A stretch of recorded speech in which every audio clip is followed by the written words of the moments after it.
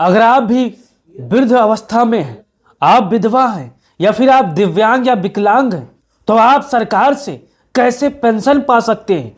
क्या 2026 में पेंशन धारकों के लिए दिव्यांग और वृद्धा पेंशन योजना में कोई नया बदलाव हुआ है?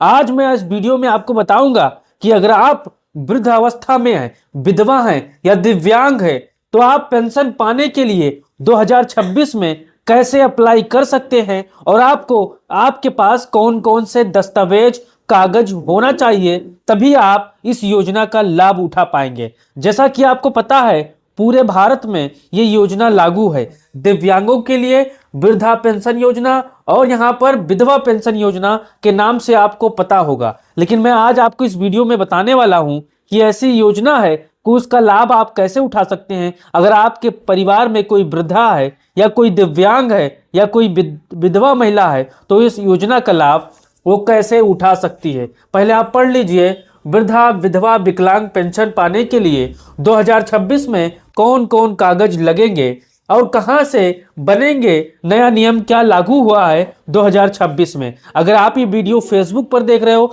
तो पेज को फॉलो कर लो, यूट्यूब पर देख रहे हो तो चैनल को सब्सक्राइब कर लो। आज मैं आपको बताने की कोशिश करूंगा कि 2026 में आप इस फॉर्म को कहां पर अप्लाई कर सकते हो साथियों। तो चलिए शुरू करते हैं। आप यहां पर देख सकते हो वृद्धा विधवा विकलांग पेंशन योजना क्या है, इसको पहले आप समझना है साथियों। तो यहां पर मैं आपको बताने की कोशिश कर रहा हूं कि ये सरकार की योजना है और पूरे भारत में ये योजना किसी ना किसी नाम से चल रही है। अगर आप यूपी के होंगे तो आप इसके बारे में जानते होंगे, इस योजना का नाम दूसरा है। बिहार के होंगे तो वहां पर योजना दूसरा है, लेकिन काम एक है कि वृद्धा को, विधवा को और विकलांग को, दिव्यांगों को यहां पर पेंशन देना।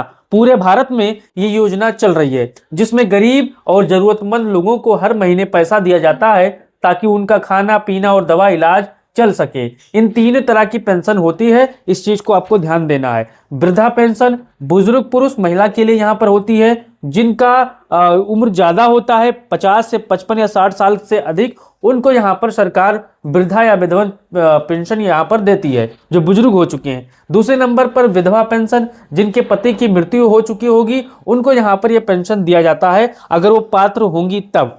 विकलांग दिव्यांग पेंशन, जिनको शारीरिक या मानसिक विकलांगता है साथियों। अब आपके परिवार में अगर ऐसा कोई है तो आप इस योजना का लाभ उठा सकते हो। करना आपको क्या होगा, वीडियो में अंत तक आपको बने रहना है और आपका कोई सवाल है तो आप पूछ सकते हो। अब यहाँ पर देखिए 2026 में कितनी पेंशन मिलेगी। अब यहाँ पर देखिए, राज्य सरकार के अनुसार राशि थोड़ी बदल सकती है, लेकिन सामान्य रूप से मैंने आपको 2026 में बताने की कोशिश कर रहा हूँ। वृद्धा पेंशन में 1000 रुपये प्रति महीना है, लेकिन कहीं और स्टेट में 1500 है, कहीं 2000 है, कहीं 500 है, यानी कहीं पर बढ़ा है तो कहीं पर घटा है। इस चीज को आपको ध्यान देना है। मैंने सामान्य तौर पर मैंने आपको बताने की कोशिश कर रहा हूँ। वृद्धा पेंशन 1000 रुपये प्रति महीना, विधवा पेंशन 1000 रुपये प्रति महीना, विकलांग पेंशन यहाँ पर दिव्यांग पेंशन 1000 रुपये प्रति महीना।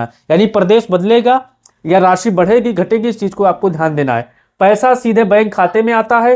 अक्सर 3 महीने में एक बार 3000 रुपये ट्रांसफर होता है, यानी अक्सर कभी कभी ये लेट हो जाता है, लेकिन सारी राशि को मिलाकर आपके खाते में वहां पर 3 महीने का जो आपका पेंशन होता है वो सरकार आपके खाते में भेज देती है। अब यहाँ पर आगे देखना है 2026 में कौन कौन नए नियम बदले हैं, इस चीज को आपको ध्यान देना है। अगर आप यहाँ पर समझना है कि कौन से नियम यहाँ पर पेंशन में बदले हैं, तो आधार कार्ड बैंक लिंक होना चाहिए। अगर आप भी विधवा है, दिव्यांग है या फिर कोई भी अवस्था में आते हैं, तो आपका जो मोबाइल नंबर है या आपके जो परिवार का है जो इस अवस्था में है, उनका आधार कार्ड बैंक खाते में लिंक होना चाहिए। केवाईसी पूरा नहीं है, पेंशन रुक सकती है। अगर उनका बैंक का कोई केवाईसी रुका हुआ है तो आप पूरा करवा लीजिए। अगर आधार और बैंक लिंक नहीं है तो यहां पर मामला फंस सकता है, इस चीज को आपको ध्यान देना है।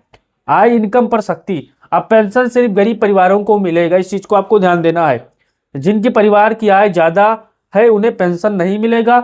जिनके नाम पर चरपहिया गाड़ी, ज्यादा जमीन, सरकारी नौकरी है, पेंशन कट सकता है, इस चीज को आपको ध्यान देना है। ये वही पात्र हैं जो गरीब हैं, परेशान हैं, असहाय है, ये उनके लिए, उन सबके लिए नहीं है। जिनके पास 50 बीघा खेत है, बड़ी बड़ी गाड़ियां हैं, बड़ी बड़ी घर है, उनके लिए योजना नहीं है, भले वो वृद्ध है, इसलिए यहाँ पर इस चीज को ध्यान देना है। अब यहाँ पर आगे देखिए, फर्जी पेंशन पर रोक। गलत जानकारी देने पर पेंशन बंद प्लस पैसा वापस लिया जा सकता है। इस चीज को आपको ध्यान देना है। यानी आप 3-4 बार पा चुके हो फर्जी कागज लगा के, लेकिन जब आपका पता चलेगा कि आपने इसमें जालसाजी की है, इसमें आपने मक्कारी की है, तो आप पर कार्रवाई हो सकती है। जिनकी मृत्यु हो चुकी है उनकी पेंशन अपने आप यहाँ पर बंद होगी। इस चीज को ध्यान देना है, आपको समझना है। अब यहाँ पर देखिए, ऑनलाइन रिकॉर्ड जरूरी है। अब पेंशन पूरी तरह ऑनलाइन सिस्टम में जुड़ा है। मोबाइल नंबर आधार से लिंक होना चाहिए।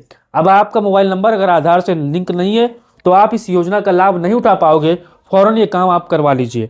अब आगे देखिए साथियों, पेंशन पाने के लिए कौन कौन से कागजात दस्तावेज आपके पास मौके वारदात पर होनी चाहिए फॉर्म भरते समय।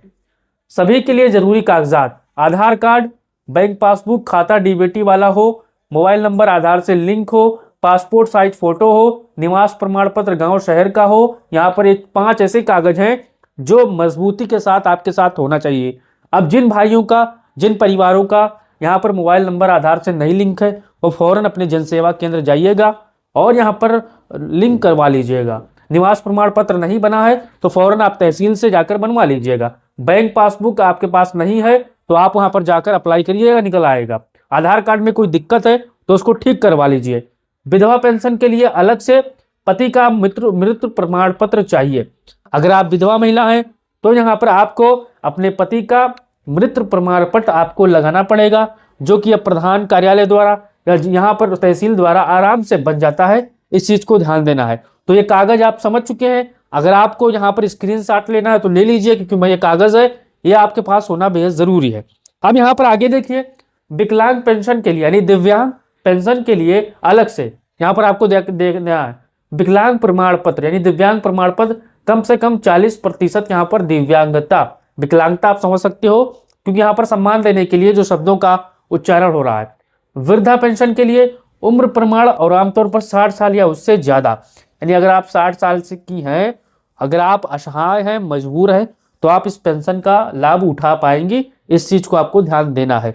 अब यहाँ पर आगे देखिए, आवेदन आपको कैसे करना है और कहाँ करना है, इस चीज को भी समझना है बारीकी से। अब आवेदन ऑनलाइन होता है, इस चीज को आपको समझना है। अब आप CSC केंद्र, जन सेवा केंद्र या सरकारी पेंशन पोर्टल से आवेदन के बाद ग्राम पंचायत नगर विकास जांच करता है। सही रहा तो पेंशन चालू हो जाएगा। अब आपको क्या करना है, आपके नजदीकी जन सेवा केंद्र या CSC केंद्र पहुंचना है, उनको अपनी पूरी बात बतानी है, उनको अपना कागज देना है और वो फौरन आपका फॉर्म भर देगा और जो 10, 50, 60 रुपए शुल्क लगेगा उसको आप दे देना है, क्योंकि उसका मेहनताना हक होगा। तो यहाँ पर आपको एक काम करना है, CSC केंद्र, जन सेवा केंद्र जाना है और उसको बताना है कि मुझे दिव्यांग या फिर विधवा पेंशन या वृद्धा पेंशन की जरूरत है। तो वो आपको बताएगा कि कब फार्म भरा जाएगा, या चालू है या बंद डेट है, वो आपको क्लियर कट कर देगा साथियों। अब यहाँ पर देखिए, ध्यान देने वाली जरूरत बातें, इस चीज को ध्यान देना है। हमारे बहुत से साथी गलती क्या करते हैं, उनका खाता बंद ना हो, ये गलती आप मत करिएगा। अगर आपके परिवार में कोई ऐसा है और वो पात्र है तो उसका खाता बंद ना हो, आधार मोबाइल लिंक ये रहे, इस चीज को ध्यान देना है। अगर उनका मोबाइल नंबर आधार से नहीं लिंक है तो आपको फौरन आधार से लिंक कराना है। साल में एक बार जानकारी अपडेट करते रहें, यानी आपका खाता मेंटेन यहाँ पर होना चाहिए, निकासी लेन देन होना चाहिए। गलत जानकारी आप नहीं दे। यहाँ पर बहुत से साथी गलत जानकारी देते हैं, जिनका पेंशन तो चालू हो जाता है लेकिन बाद में वो फंस जाएंगे, रिकवरी होगी उनकी यानी रुपए की। तो हमारे जितने भी साथी हैं, अगर कोई सवाल है तो कमेंट बॉक्स में पूछ सकते हो, क्योंकि 2026 का नया नियम लागू हो चुका है हर पेंशन योजना के लिए। तो हमारे जितने भी साथी होंगे, भाई बहन, अगर कोई परिवार में ऐसा है, अगर पात्रता है, तो जाकर अपने नजदीकी CSC केंद्र पर फार्म भर दे। डेट पूछ ले, भरा जा रहा फार्म नहीं जा रहा है। अगर कोई सवाल है तो कमेंट बॉक्स में पूछ सकता है। अगर वीडियो अच्छी लगी तो चैनल को सब्सक्राइब कर सकता है, फेसबुक पेज को फॉलो कर सकता है। जय हिंद साथियों।